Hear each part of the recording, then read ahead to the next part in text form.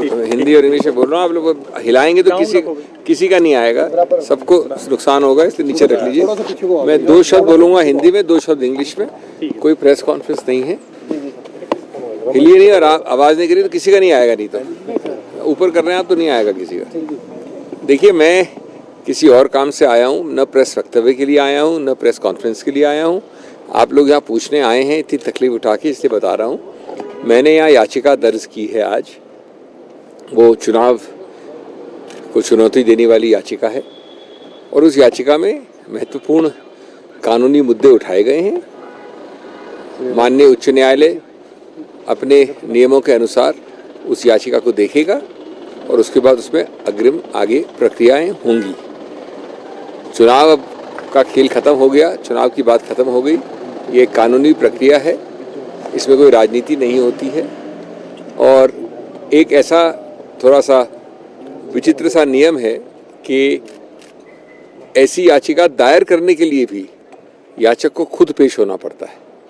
आमतौर पे दायर करने के लिए खुद पेश होना आवश्यकता नहीं होती है, लेकिन चूंकि नियम ऐसा है इसलिए मैं आया हूँ, नहीं तो मैं आने का कोई शायद आवश्यकता भी नहीं होती इस वक्त। बाकी क्या होगा वो बात की बात है, जब ये माननीय उच्च न्यायालय इसको देखेगा और इस पर एक्शन लेगा। सर, किस तरह की आई हैव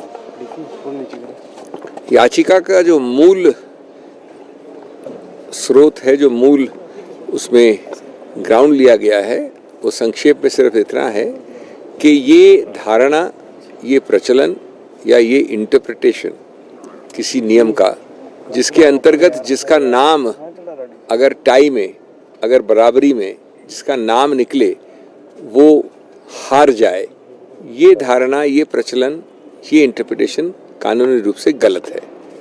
ये आमतौर पे संस्कृति में, सोच में, कॉमन सेंस में जिसका नाम निकलता है, जब 2 ही लोग होते हैं और दोनों में बराबरी होती है, तो जिसका नाम निकलता है उसको जीतना चाहिए। ये जो नियम का इंटरप्रिटेशन दिया गया है किसी के भी द्वारा, वो गलत है और इसलिए अगर ये इंटरप्रिटेशन गलत है तो जो परिणाम घोषित हुआ वो भी गलत होगा। ये भी मानना है कि जो एक्ट है, जो कानून है, उसमें ऐसा कोई नियम नहीं है।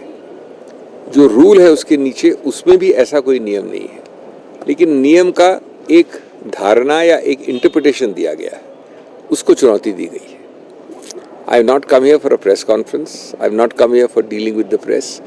आई happen to be here for a legal process. All the elections are over, politics is over. This is a challenge to the election purely on legal grounds. One of the main legal grounds is that there is nothing in law, neither in the act nor in the rules, which compels an interpretation which requires that the person whose name is drawn up in a draw of lots is the loser. It defies common sense, it defies the old traditions, the old practice anywhere and everywhere in the world, that between 2 people, when there are only 2 people and not more than 2, the person whose name is drawn out in a lot should be the winner, not the loser.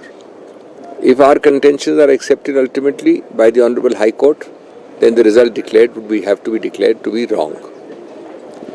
There is a strange procedure for election petitions which requires the petitioner to be present himself to file it. That is why you find me here today. That's about the long and short of it. I am here only for a few hours. And having filed it, I shall be going back to Delhi, and then the legal process will take over. Our lawyers will deal with it in the court. Thank you. Sir, जो आपके प्रस्तावक थे